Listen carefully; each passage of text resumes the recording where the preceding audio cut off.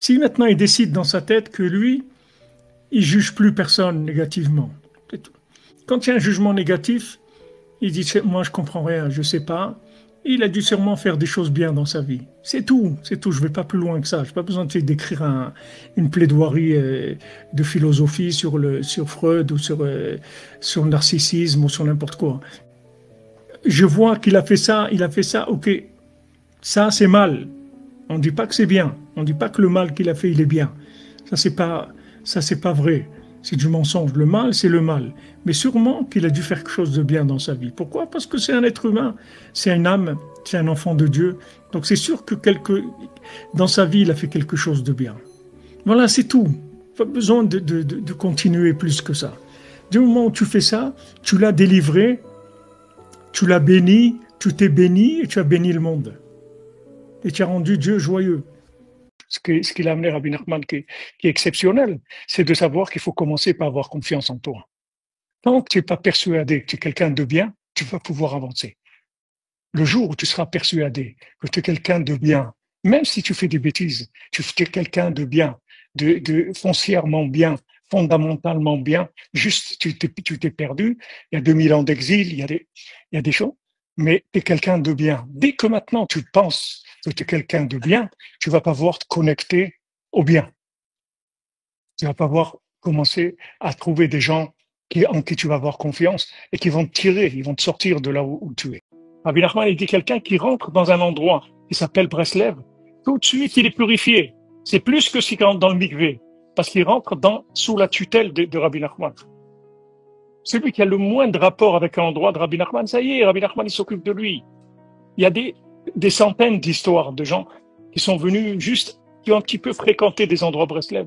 Il y avait quelqu'un de Tel Aviv qui était dans la mafia à Tel Aviv. Une fois, il a été dans la mafia à Kiev. Et quand il est pour là-bas ses affaires, il y a quelqu'un qui lui a dit, tu es à Kiev, va voir Rabbi Nachman. Moi, je n'ai rien à voir, je suis pas religieux. C'est pas grave, va chez Rabbi Nachman, tu n'as rien à faire dans une journée, va, tu reviens, c'est tout. Alors il a été, quand il est arrivé, il a vu que il y avait des religieux et tout, il a dit, c'est pas pour moi ici et tout, il a dit, Rabbi Nachman, il est parti. Mais quand il est rentré de son voyage, il a eu une dispute, il a pris une balle, il est mort. Il est mort. Et donc quand il est mort, et quand il est arrivé devant le tribunal, c'est lui qui a raconté tout ça. Il est arrivé en haut, ils lui ont dit, bon, allez, celui-là, direct, et envoyez-le là où il faut pour réparer tout ce qu'il y a. Alors, Rabbi Nachman, il est arrivé, il a dit, non, lui, il est à moi. Il est venu me voir, oui, il est venu chez moi. Hein, il est venu chez moi, il est à moi. Donc, c'est moi qui m'occupe de lui. Et il dit, maintenant, toi, tu vas vivre, tu vas vivre, voilà, tu vas faire ça et ça et ça. C'est réveillé, il a vécu, il a fondé un foyer, il a fait choix, il a fait ce qu'il devait faire. Mais dès qu'on a un rapport avec le tzaddik, on rentre sous sa tutelle. Alors, l'élève de Rabbi Nathan, Rav Nachman Tupchiner, une fois, il est allé se coucher, et quand il s'est mis au lit, il s'est souvenu qu'aujourd'hui, il n'avait pas dansé. Ah, il a dit, c'est pas possible, un jour sans danser, ça c'est pas possible.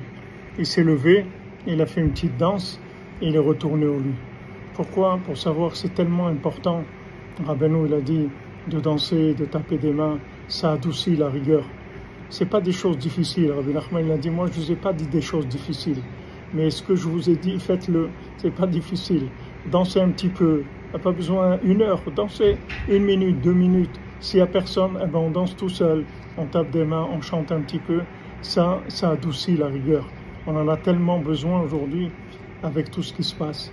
Ce sont des solutions qui sont simples et qui sont dites par le tzaddik Yesod Olam. Bezrat Hashem, bonne journée, de bonnes nouvelles.